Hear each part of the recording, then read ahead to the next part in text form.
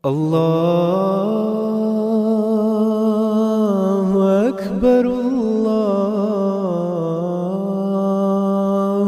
Akbar, La ilaha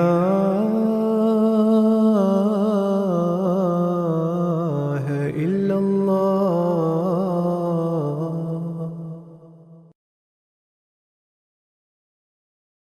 Chers téléspectateurs, Assalamu alaikum wa rahmatullahi wa barakatuh. Bienvenue dans l'émission de la jurisprudence islamique. Nous accueillons nos deux mourabians. Assalamu alaikum wa rahmatullahi wa barakatuh. Wa alaykum salam wa rahmatullah. Nous débutons cette émission avec une question, toujours concernant la salade. Et souvent, il y a des situations qui se présentent où on ne peut pas aller à la mosquée.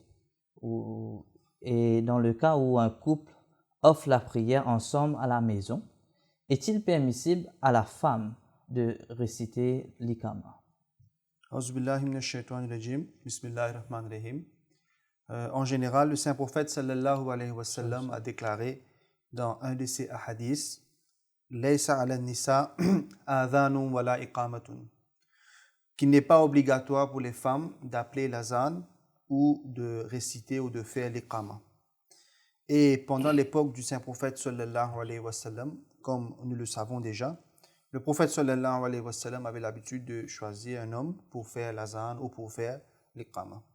Donc, en général, si l'imam est un homme et toute la congrégation est composée de femmes uniquement, l'imam lui-même, il peut réciter, il peut lire l'iqama. Puisqu'on ne trouve pas de hadith spécifique à ce sujet, c'est-à-dire dans le cas où il y a seulement un couple, le mari et la femme, ou dans le cas où la congrégation est composée uniquement de femmes mahram, c'est-à-dire la mère, la sœur ou la fille ou l'épouse, que doit-on faire? Donc, on va suivre l'instruction générale du prophète sallallahu alayhi wa sallam, que l'imam lui-même peut lire l'iqama. Dans le cas si une dame est en train de diriger la prière et que la congrégation est composée de femmes uniquement, il n'y a pas lieu de réciter l'iqama, comme on le fait d'ailleurs pour la salat de Eid, où il n'y a pas d'azan et pas d'iqama. Et on ne trouve pas d'instance dans les hadiths là où il est mentionné que les dames ou que l'épouse a récité l'iqama. Donc, nous comprenons que ce n'est pas nécessaire pour la femme de lire l'Iqama. Souvent, on entend parler de plusieurs types de prières qu'il y a, et on entend une prière qui s'appelle Istisqa. Vous savez, c'est quoi la prière Istisqa et comment on observe cette prière? Le mot Istisqa est un mot arabe qui signifie chercher de l'eau, demander de l'eau, prier pour trouver de l'eau. Donc, dans le cas où il y a des situations qui se présentent où l'eau se fait rare, il y a des sécheresses, l'eau est diminuée dans un endroit ou dans un pays, il n'y a pas de pluie. Donc, d'après la pratique du saint prophète sallallahu alayhi wa sallam, qui a été mentionnée dans les livres de hadith, tels que Sahih Bukhari et Sahih Muslim, on constate que le saint prophète sallallahu alayhi wa sallam avait l'habitude d'offrir 2 rakats de nawafil, ba'jamat, c'est-à-dire en congrégation, et généralement ce n'était pas dans la mosquée aussi. Il y a des cas où ce n'était pas dans la mosquée, donc ces 2 rakats de nawafil qui étaient observés par le saint prophète sallallahu alayhi wa sallam dans des situations là où il n'y avait pas de l'eau. Il y avait la sécheresse. Donc, pour demander que Allah Ta'ala nous aide, qu'il nous envoie de la pluie pour faire des provisions de l'eau. Donc, le saint prophète sallallahu alayhi wa sallam faisait cette prière, ces 2 rakats de nawafil, qui est connue comme Salatul Istisqa, la salat pour demander, pour prier, pour avoir de l'eau. Donc, dans cette salat, la récitation est bil jahr, c'est-à-dire l'imam salat va réciter la surah Fatiha et les autres portions du Saint-Coran à haute voix. Il va les réciter à haute voix. Et après cette prière, après les 2 rakats de nawafil, le Saint-Prophète sallallahu alayhi wa sallam avait l'habitude de s'adresser à la congrégation de les demander eux aussi, ils vont demander des doigts, d'invoquer Allah Ta'ala pour être plus humble dans leur vie et demander à Allah Ta'ala qu'il nous envoie ses bénédictions sous la forme de l'eau ou de la pluie. Il y a des traditions, des hadiths qui mentionnent que le saint prophète sallallahu alayhi wa sallam levait les mains pour prier après ces 2 rakats. Ensuite, il se tournait vers le Qibla et là, le saint prophète sallallahu alayhi wa sallam portait un morceau de tissu sur ses épaules pour le couvrir. Donc, il y a des hadiths qui mentionnent que le saint prophète sallallahu alayhi wa sallam prenait ce morceau de tissu, il le retournait, donc il continuait à prier. Il levait les mains et demandait à Allah Ta'ala de nous aider d'envoyer de l'eau, de la pluie dans cette occasion spécifique. Donc c'est ça un peu les hadiths qui ont été mentionnés dans les livres de Sahih Bukhari et de Sahih Muslim et d'autres livres de hadiths comment le saint prophète sallallahu observait ces 2 rakats de nawafil pendant la sécheresse. Concernant le fait que le saint prophète sallallahu avait l'habitude de retourner ce morceau de tissu qui était sur ses épaules, les fuqaha expliquent que c'est une démonstration picturale, c'est-à-dire que physiquement on voit que le saint prophète sallallahu il est en train de démontrer que, oh Allah, nous, en tant que croyants, on a pris ce morceau de tissu, on l'a retourné. Donc, toi aussi, oh Allah, on te demande que comme notre situation est difficile, il faut le changer, il faut le retourner, cette situation de difficulté, en situation de pluie et de facilité pour nous. Et dans des autres hadiths, dans les autres livres d'ahadith, il y a quelques doigts, des doigts masnoun, c'est-à-dire des doigts, des prières que le saint prophète sallallahu avait mentionné, avait fait pendant ses prières de istisqa, et ça a été mentionné dans d'autres livres de hadith.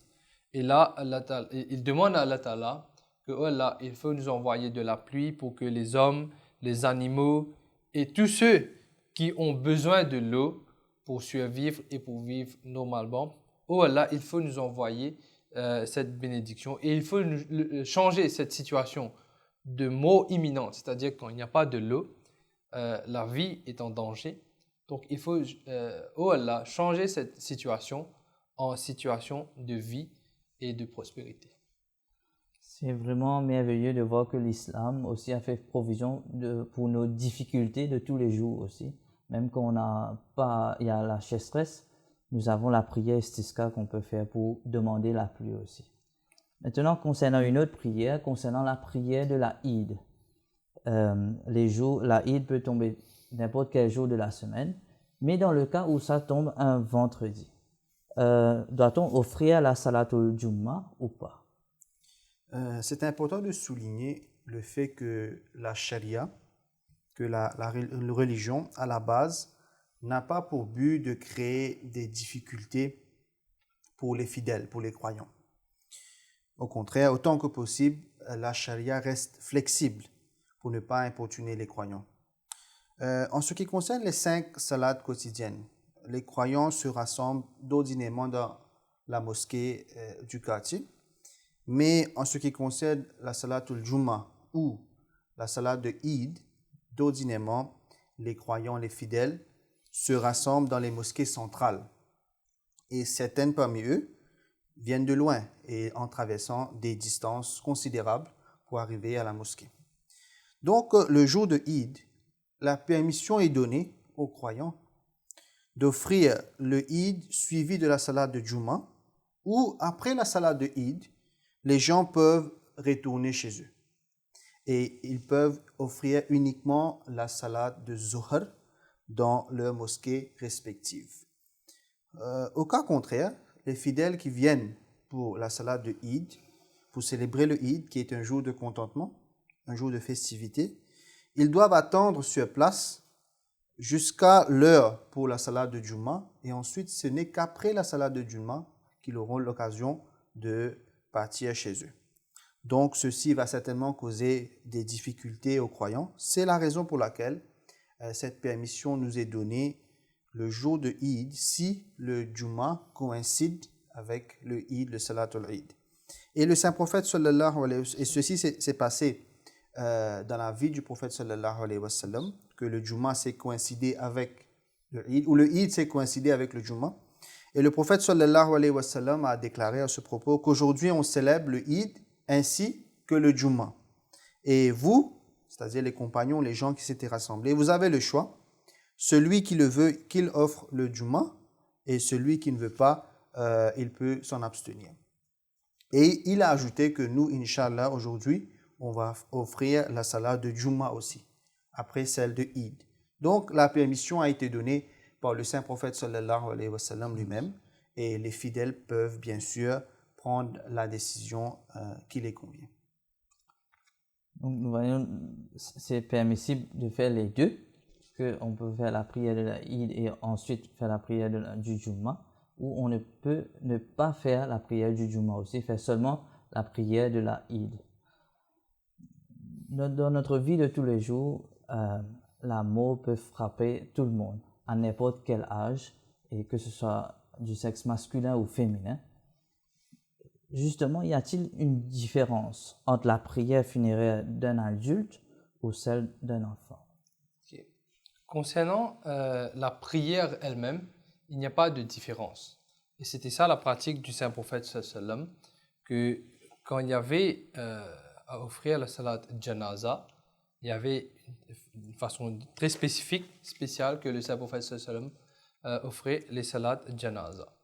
Mais en ce qui concerne pour une femme ou un homme, un enfant ou un vieux, la prière elle-même, la façon dont le saint prophète sallam avait l'habitude d'offrir cette prière, il n'y a pas de différence. La salat de janaza, la prière funéraire est la même pour tous. Mais le saint prophète sallam, concernant la prière pour les enfants, la salat janaza, pour un enfant, il y a une légère différence dans la prière, dans le doigt que le saint prophète sallam récitait pendant la salat de janaza. Comment est-ce qu'il le faisait? Donc le saint prophète sallam faisait 4 takbirat pour cette salat, comme d'habitude. Donc il y a le premier takbir. Ensuite, le saint prophète sallam récitait le sana et surah Fatiha. Il y a le deuxième takbir, Allahu Akbar. Et là, le saint prophète sallam, sans lever les mains, il récitait Darud Sharif. Le Darud Sharif. Ensuite, après le troisième takbir, là, le saint prophète sallam va réciter le Dua et Janaza, la prière pour le Janaza, la prière funéraire.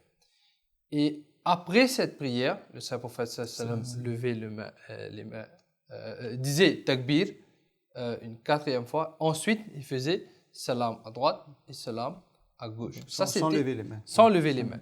Donc ça, c'était la manière du saint prophète sallam d'offrir la prière funéraire.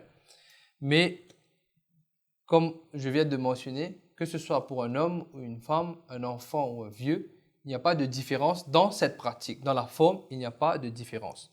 Oui, on constate aussi qu'il y a des pour les Khulafa Rashidin, pour les Badri Sahaba, les compagnons qui ont participé dans la bataille de Badr, il y a des fois où les Sahaba ont offert plus que 4 takbirat pendant la salat. Mais ça, c'était pour des moments très spécifiques. Concernant la salat janaza pour les enfants, le saint prophète sallam avait l'habitude d'ajouter quelques mots dans cette prière. Par exemple, dans Sahih Bukhari, dans le chapitre où il y a mention à propos de la salat janaza, Hazrat Hassan Basri, qui est un tabi, c'est-à-dire qu'il est venu après un compagnon, il explique que le saint prophète sallallahu alayhi wa sallam avait l'habitude de réciter Yaqra'u al-tifli, c'est-à-dire concernant la prière pour un enfant, bi Fatihatil Kitab. Donc le saint prophète sallallahu alayhi wa sallam commençait avec surah Fatiha, wa yaqulu, ensuite il disait Allahumma ja'alhu lana faratan wa salafan wa ajran. Donc, ô Allah, fais de lui notre précurseur, c'est-à-dire celui qui va qui va en avant, et un trésor, et fais de lui un moyen de récompense pour nous. Concernant le mot faratan, c'est un mot qui est normalement utilisé dans l'arabe pour cette personne qui va de l'avant pour chercher les bienfaits de cet endroit avant que les gens, le kafla, le groupe, va entrer dans la ville ou dans un village. Donc cette personne spécifique est connue comme faratan. Donc le mot aussi est utilisé ici, Allahumma ja'alhu lana faratan. Oh Allah, fais de lui notre précurseur, c'est-à-dire celui qui va partir chez Allah avant, qu'il soit un moyen de bien pour nous parce qu'il est parti avant nous. À part cela, il n'y a pas de différence dans la prière, excepté pour le mot arabe, pour démontrer que le défunt ou la défunte, c'est-à-dire pour un homme ou pour une dame, pour une fille ou pour un garçon. Donc c'est seulement le mot, par exemple, Allahumma ja'alhu, oh Allah, fait de lui, c'est-à-dire le garçon. Ou si c'est pour une fille, Allahumma ja'alha, oh Allah, fait d'elle pour nous. Donc il y a seulement ces légères différences. Tout simplement, il n'y a pas de différence, seulement une légère addition dans la prière du janaza. Pour, si c'est un enfant, il y a une addition. Nous allons changer de question, mais c'est un peu différent à nos questions les questions que nous avons eues avant. C'est concernant la salade. Maintenant, c'est une question concernant la sadqa. La personne demande, supposons qu'on a mis de côté une somme d'argent avec l'intention de faire la charité, la sadqa. Une situation se présente, s'impose, où vous devez utiliser une partie de cet argent. Est-ce que c'est faisable? Si quelqu'un a mis de côté un peu d'argent personnel afin de faire l'aumône ou de donner le sadqa, et par la suite, par contrainte, il dépense cette somme d'argent, ce n'est pas considéré comme un péché dans l'islam. Et si par la suite, il trouve l'opportunité de dépenser cette somme dans le chemin d'Allah, bien sûr, il héritera très certainement les bénédictions et la grâce d'Allah.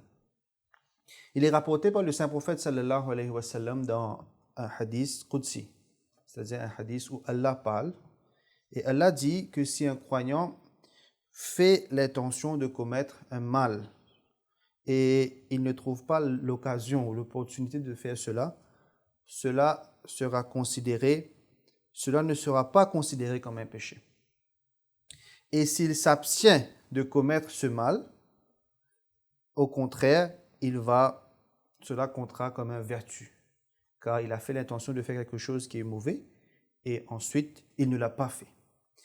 En ce qui concerne les vertus, si quelqu'un fait l'intention de faire quelque chose de bien, mais il ne trouve pas l'opportunité de faire cela, cela sera considéré comme une vertu qu'il a fait en raison de l'intention qu'il avait déjà fait au préalable. Et si cette personne fait l'intention de faire quelque chose de bien et il trouve l'occasion aussi de faire cela, Allah Ta'ala lui donnera comme récompense, pas 1 mais 10 vertus en guise de récompense, ou même dans des autres hadiths, on mentionne jusqu'à 700 vertus, la récompense de 700 vertus. Donc pour revenir à la question que la personne a posée, si quelqu'un a dû dépenser par nécessité la somme qu'il avait mis de côté pour faire le sadqa, pour faire l'aumône, certainement il aura la récompense d'un vertu, au minimum d'un vertu, pour l'intention qu'il avait de faire cet acte d'adoration. Et si par la suite, il trouve l'opportunité de dépenser cette somme pour la cause d'Allah, et selon le hadith que je viens de mentionner, il aura la récompense de 10 ou même de 700 vertus. Donc ceci est une illustration extraordinaire de la miséricorde et de la grâce d'Allah. Pour résumer, c'est permissible. Bien sûr. Si vous avez mis de l'argent, une somme d'argent de côté pour faire la sadqa, mais vous avez une situation se présente où vous devez utiliser l'argent, donc c'est permissible et remplacé après. Dans cet épisode, nous avons parlé de la prière istisqa. Et vous avez mentionné que c'est la prière pour demander, pour quand il y a la sécheresse, pour demander de la pluie. Il y a une autre prière qu'on appelle la prière, la salatut tasbih. Pouvez-vous nous expliquer cela? Concernant la salatut tasbih, on voit que, comme différentes choses qui ont pris de l'ampleur dans la pratique des musulmans, qu'il y a des prières où il y a des choses, des pratiques qui sont basées sur des enseignements islamiques, mais qui ont pris de l'ampleur, à tel point qu'il est devenu presque une bid'at, une innovation. Le 4e calife, Hazrat Khalifatul Masih Rabi, nous explique qu'il n'y a pas de permission pour ce genre de bid'at, des innovations, qui ne se trouvent pas dans la pratique du Saint-Prophète sallallahu alayhi wa sallam. Et concernant la salatut tasbih, si on va essayer de rentrer dans les détails, on va voir que ce n'est pas nécessairement comme les musulmans, comme les gens sont en train de le pratiquer maintenant. Dans les livres d'ahadith, dans les livres même qui sont très anciens, tels que le Muwatta Imam Malik et les écritures écrites par Hazrat Abu Huraira, donc ces livres qui sont même avant, qui ont été compilés avant le Sahih Bukhari, il n'y a aucune mention de la salatut tasbih. Ensuite, dans les Sahih Sitta, les 6 livres de hadith qui sont considérés comme les plus authentiques, les plus sahih, il n'y a pas de mention dans les 2 livres qui sont considérés comme Sitta, le Sahih Bukhari et Sahih Muslim. Il n'y a pas de mention de salat de tasbih. Les fuqaha et certains imams, les certains juristes, ils donnent une importance à cette salat, mais puisqu'il n'y a pas de mention dans ces livres qui sont plus authentiques, on va essayer de chercher dans les autres livres. Par exemple, dans le livre connu comme Tirmizi, il y a mention de la prière tasbih. Mais là aussi, le Saint-Prophète sallallahu alayhi wa sallam, c'est écrit que le Saint-Prophète sallallahu alayhi wa sallam a enseigné à son oncle, Hazrat Abbas, comment offrir la salatut tasbih. Il n'y a pas mention que le Saint-Prophète sallallahu alayhi wa sallam faisait cette prière. Donc, il est bon de mentionner ici que cette prière est très importante. C'est une prière nawafil, mais qui n'est pas mentionnée dans ces livres que je viens de vous expliquer. Donc, si quelqu'un est dans cette position qu'il est en train d'accomplir ses fraiz, les prières qui sont obligatoires, donc naturellement, il peut se tourner vers des prières qui ne sont pas faraz, les prières nawafil, qui vont embellir ces prières faraz, ces prières obligatoires. Donc, si quelqu'un est en train d'abandonner les prières faraz pour se tourner vers les prières nawafil, c'est là que ça devient une bid'at, une innovation, et c'est là qu'il va commencer à prendre le mauvais chemin. Maintenant, comment offrir cette prière nawafil, cette prière de salatut tasbih?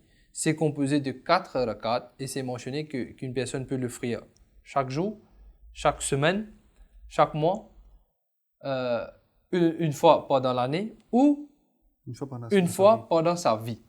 C'est ce qui a été mentionné. Donc,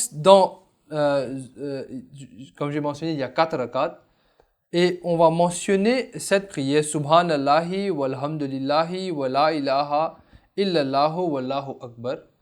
Cette prière, on va le faire 300 fois pendant les 4 rakats. Donc, pour chaque rakat, on va le faire 75 fois.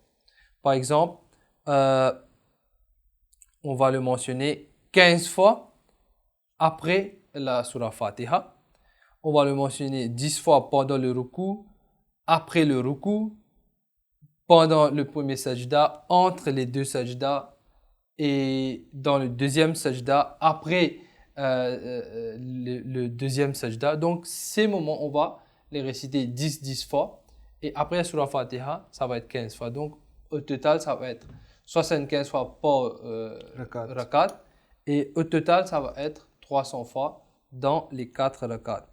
Concernant l'importance de cette prière, on constate que c'est très important vu la prière qui a été, les doigts qui sont mentionnés dans cette salat al-tasbih. Et le saint prophète sallam avait expliqué à Hazrat Abbas dans ce hadith que même si vos péchés sont autant que les grains de sable, ils seront tous pardonnés à partir de cette prière.